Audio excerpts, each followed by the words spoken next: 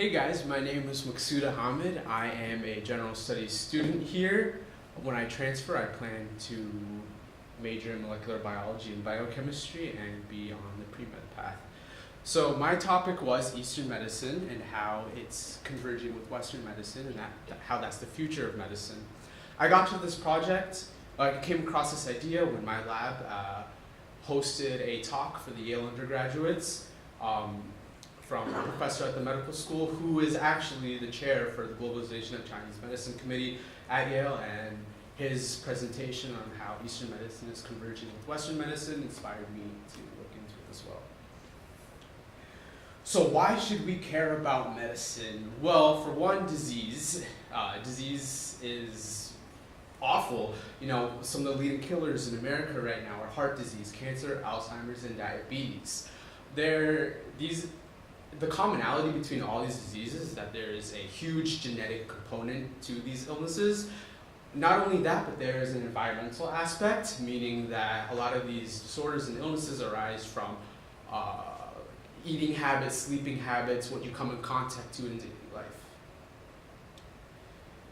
So, kind of regarding those diseases, it defines the new needs of today's medicine. So we need medicine that treats these diseases. We need medicine that we need new chemotherapeutics that will go after cancer. We need medicine to treat Alzheimer's. But even better than that, we need medicine that prevents these diseases from actually occurring. You know, prevention is the best cure. We need medicine to enhance the quality of life of cancer patients, because you know, when they undergo chemotherapy, they lose weight, they lose hair. It's an awful experience, and if we have medicine to improve the quality of life, it's great for them. Not only that, but we need medicine that improves the quality of life for healthy individuals. And then kind of tying back in to enhancement of quality of life, we need medicine that improves the use of other medicine, otherwise known as adjuvants.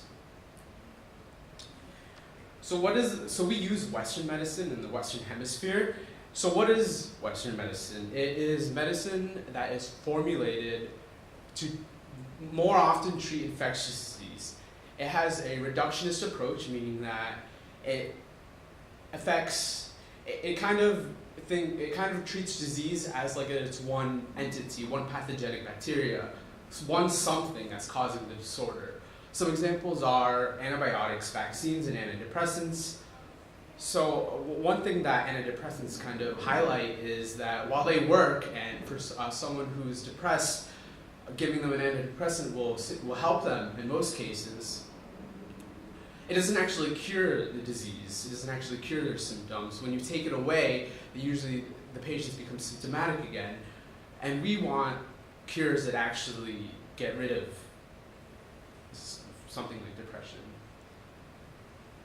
So, kind of like I described before, why is the Western medicine model kind of insufficient?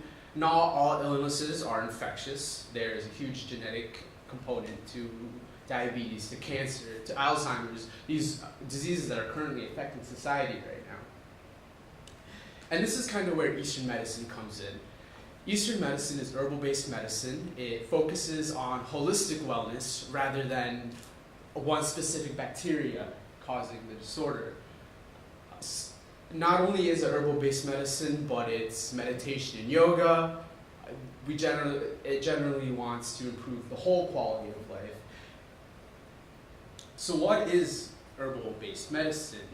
These are formulas that have been created by ancient doctors. Some of them go back to over 3,000 years ago. There's a ton of literature.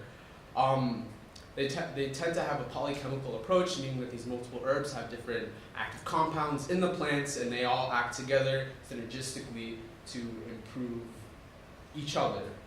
And something about herb-based medicine is that it typically boosts our body's own abilities to fight disease, and it changes the environment around certain cells. So here's an example of PHY 906. This is what Dr. Young-Ji Cheng at the Yale School of Medicine, this is what he's been working on. It's the first Eastern drug to ever undergo the process of FDA approval.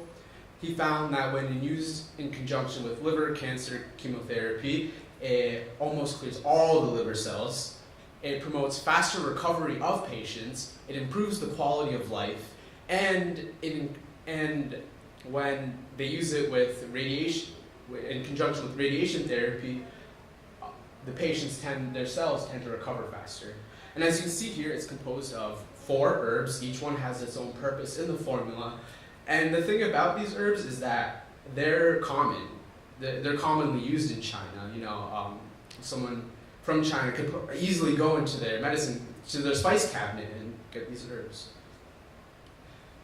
So the current problems behind the convergence of Eastern and Western medicine is one, quality control. An herb that is growing in China, if you grow it in America, it will not make the same medicinal compounds that it was making in China. Why? Because the environment changed.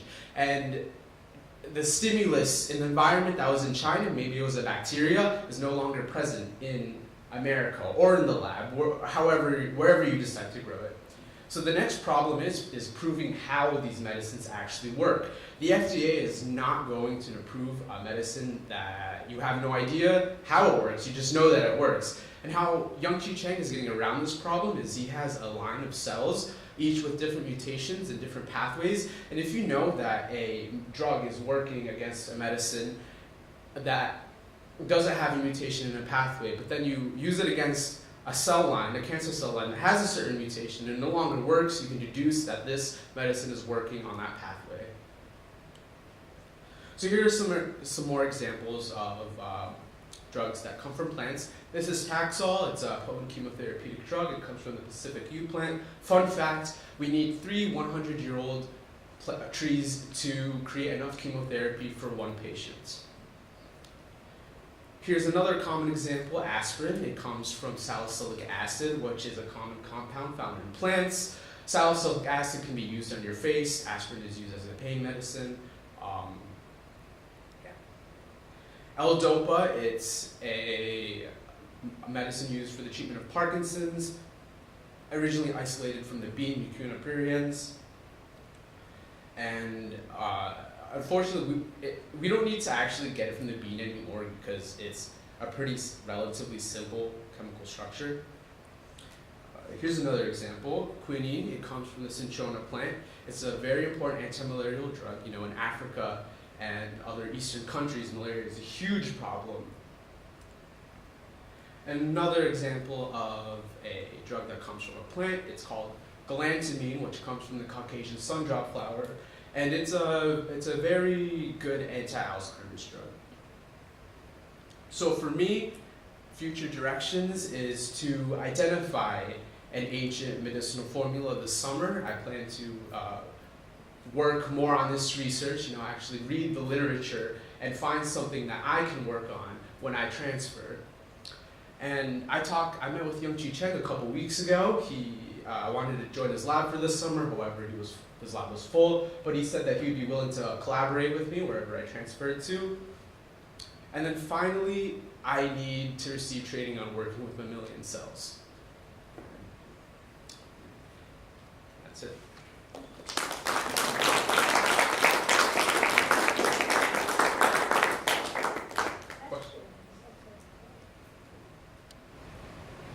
You mentioned that they use a lot of this in conjunction with like yoga and meditation exercises. So is there like a combination with the herbal medicine versus like causes of like stress and anxiety on the body as well? Or like, is that part of this paradigm that like having a really stressful Yeah. a lot of anxiety in life like actually cause physical problems? Yeah, the mind-body connection there. Eastern medicine realized that there is a really strong connection. Thanks for your question. I think so. Usually, a lot of people do like when you're using these other medicines, they also try to incorporate that as well, like lower anxiety and stress levels. Yeah, it really depends on the doctor, because if you go to an Eastern doctor, he will typically try and heal you holistically, which will include meditation here. But for the more Western applications, they're not interested in meditation and yoga. They just want drugs that work. Yeah, we care about the chemicals. Yeah. That's Great job. I'm just wondering if any studies have been done on the synergistic effects of the active compounds of multiple compound treatments. Oh yeah, actually, it's a ton of studies have been done.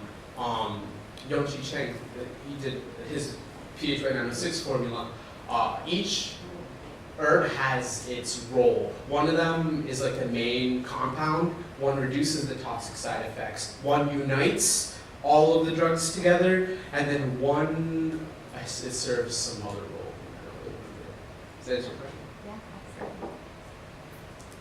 Anyone else? Like just the other day, in our one of our classes, one of our classmates did a presentation on opiates, and it was like a type of spice that can be used in like replacing opiates.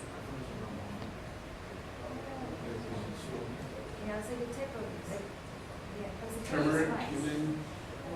So it's like it just had a better effect in that there's like less negative effects on the person that you would take that particular spice, if you will.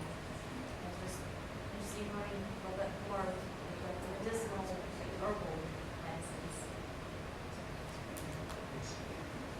Anyone else?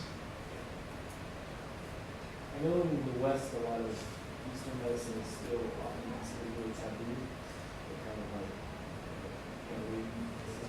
so in Eastern societies, like East Asian societies, is it more likely to see, they're more likely to see like the herbal medicine treatments combined with more treatments like antibiotics and say like modern scientific medicine techniques? Yeah, actually, in the cities, they usually combine both. But from what I know, from my family in Bangladesh, this older generation, they're still completely reliant on Eastern medicine. They don't even consider Western medicine a thing. So there's still a segment of the population that's to the extreme. Yeah. To that extreme side of it. But there are populations. That kind of Yep. And yeah, exactly. And another thing that I forgot to mention is that all these new drugs that we're discovering now, that we're finding, oh my God, has these anti-Alzheimer's properties. It's already in the ancient Chinese literature, and we're not giving them credit.